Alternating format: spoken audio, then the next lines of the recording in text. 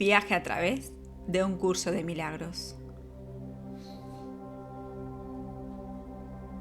Lección 13. Comentado por Kenneth Wapnick. Un mundo sin significado engendra temor.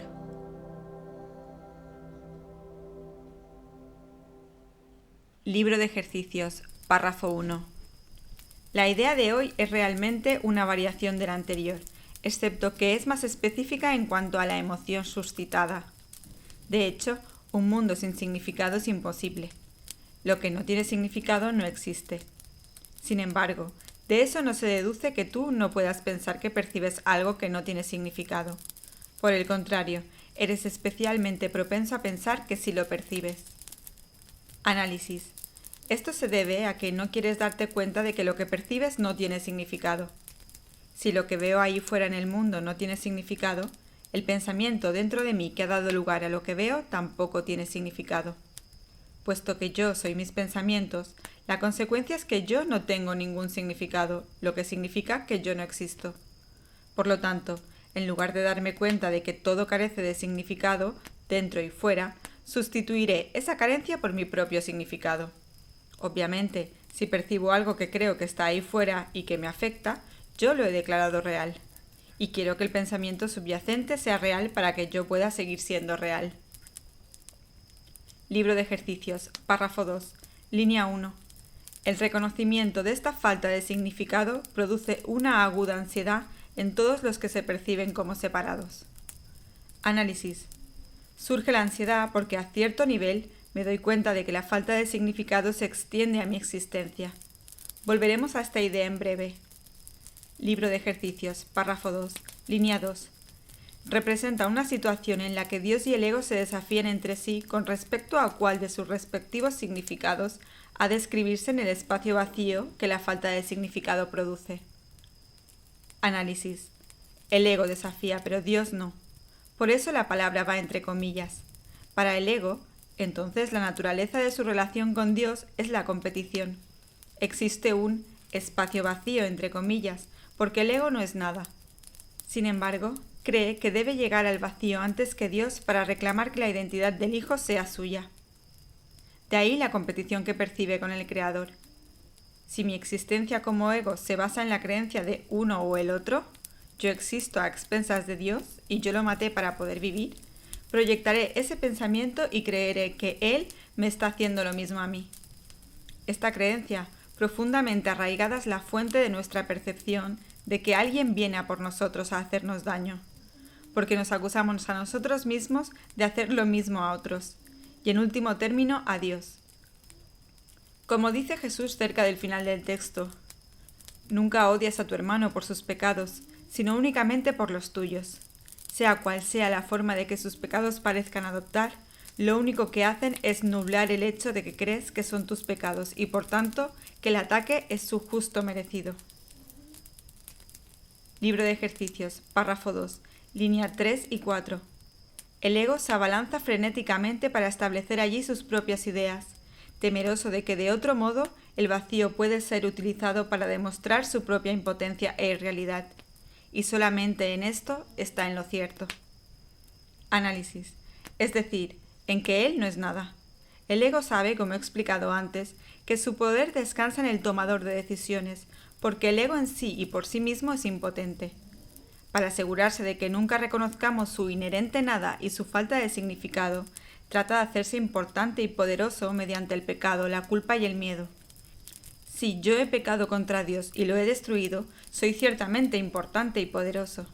Eso también me da miedo, pero al menos me he convertido en algo de lo que Dios se ha dado cuenta, lo cual también hace que yo sea importante. La cosa más aterrorizante de todas es darnos cuenta de que Dios ni siquiera sabe de nosotros, porque entonces literalmente no somos nada, impotentes e irreales. Así queremos que Dios nos preste atención, bien porque somos su seguidor más devoto o el pecador más perverso. Esto no establece la diferencia para el ego, siempre que Dios se dé cuenta de él. Nuestro verdadero miedo, por supuesto, es que Él no sabe nada de nosotros. En algún lugar muy adentro sabemos que esto es verdad, pero en lugar de aceptar que es verdad, lo encubrimos con las mentiras del ego, primero con pensamientos de separación, de pecado, de culpa y de miedo, y a continuación con un mundo que refleja esos pensamientos. Libro de ejercicios, párrafo 3, línea 1. Es esencial, por lo tanto, que aprendas a reconocer lo que no tiene significado y aceptarlo sin temor. Análisis. Esta percepción viene de desarrollar una relación con Jesús o el Espíritu Santo, que te permita mirar a tu ego sin miedo, ayudándote a darte cuenta de la falta de significado. Si tienes miedo de tu ego o si sientes culpa con respecto a él, obviamente crees que es real. Sin embargo, si das un paso atrás y observas pasar esta procesión compuesta de un extraño repertorio de pensamientos, te das cuenta de que no es nada, y entiendes que su significado reside en intentar protegerte de lo que es significativo. Finalmente, como deseamos el significado por encima de cualquier cosa, acabaremos dándonos cuenta de que todo lo demás no tiene sentido y elegiremos contra ello. Libro de ejercicios, párrafo 3, línea 2. Si tienes miedo, no podrás por menos que dotar al mundo con atributos que no posee y abarrotarlo con imágenes que no existen. Análisis. En este caso decimos que el mundo es poderoso, hostil, amenazante, maravilloso, pacífico, dichoso, santo, etc. Estos son sus atributos, y las imágenes que no existen, entre comillas, son todo lo que vemos en el mundo, que son, por supuesto, proyecciones de pensamientos que no existen. Libro de ejercicios, párrafo 3, línea 3. Para el ego, las ilusiones son dispositivos de seguridad, como deben serlo también para ti, que te equiparas con él. Análisis. Los dispositivos de seguridad son defensas. Pecado, culpa, miedo y el mundo que surge de ellos son ilusiones, cuyo propósito es preservar la ilusión fundamental de que yo existo como individuo separado. Y ahora pasaremos a la línea bombazo del párrafo siguiente. Libro de ejercicios, párrafo 4. Los ejercicios de hoy, que deben hacerse unas 3 o 4 veces sin exceder 1 minuto cada vez, han de practicarse de manera ligeramente distinta de las anteriores. Repite la idea de hoy para tus adentros con los ojos cerrados. Luego, abre los ojos y mira lentamente a tu alrededor mientras dices: estoy contemplando un mundo que no tiene significado. Repite esta afirmación para tus adentros mientras miras a tu alrededor. Luego, cierra los ojos y concluye con: un mundo que no tiene significado engendra temor, porque creo que estoy compitiendo con Dios. Análisis. Así pasamos de los pensamientos de nuestra mente a las percepciones de nuestro cuerpo y después volvemos dentro. Lo diremos otra vez. Fundamentalmente el mundo no tiene significado. Sin embargo, nos esforzamos por darle significado, puesto que en último término eso da significado a nuestro yo separado. Escuchando al ego fabricamos un sistema de pensamiento de pecado, culpa y miedo. Nuestro pecado de separación lleva a una experiencia de culpa, que culmina en la creencia temerosa de que merecemos ser castigados por un Dios vengativo, que ahora está en una competición mortal con nosotros por nuestra existencia. O sobrevive Él o sobrevivimos nosotros.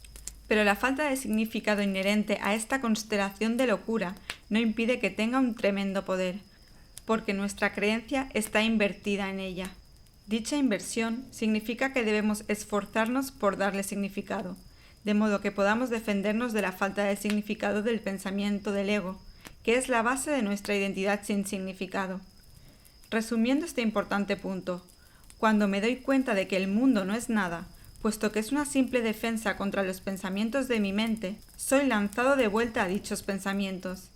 Si el mundo no tiene significado y yo tampoco, yo no existo, lo que significa que Dios ha ganado.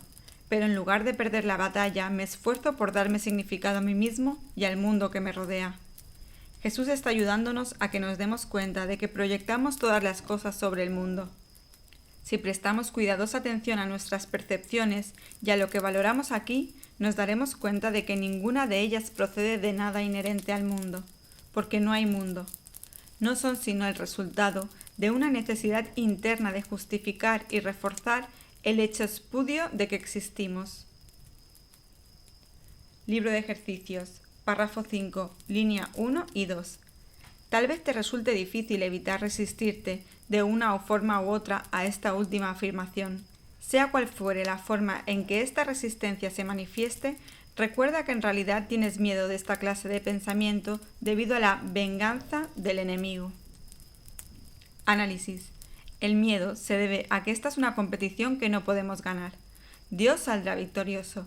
El terror que engendra esta locura está más allá de lo que podemos tolerar. Nos defendemos de él construyendo un sistema de pensamiento y después un mundo detrás del cual podremos escondernos. Habiéndonos identificado con esta defensa que culmina en el cuerpo, nos resistimos a que nos sea arrebatada, lo que sin duda haría que sus cimientos quedaran expuestos a la verdad de la expiación. Ese pensamiento, a pesar de lo horrible que es, protege la identidad individual, que a su vez nos defiende de la aceptación de la expiación. Libro de ejercicios, párrafo 5, línea 3 y 4. No se espera que a estas alturas creas esta afirmación, y probablemente la descartarás por considerarla absurda. Observa cuidadosamente, no obstante, cualquier señal de temor patente o encubierto que dicha afirmación pueda suscitar. Análisis. Obviamente, si eres relativamente nuevo en un curso de milagros, esta declaración no tendrá sentido. Pero Jesús te está pidiendo que te mantengas vigilante, que prestes mucha atención a cualquier miedo o ansiedad que pueda haber dentro de ti. Libro de ejercicios, párrafo 6. Esta es la primera vez que intentamos exponer una relación explícita de causa y efecto, de una clase que aún no puedes reconocer por ser todavía muy inexperto.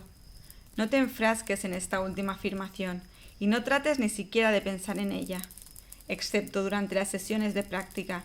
Esto es suficiente por ahora. Análisis. Nótese también que Jesús no confronta ni ataca nuestra resistencia. Simple y amablemente nos recuerda la verdad.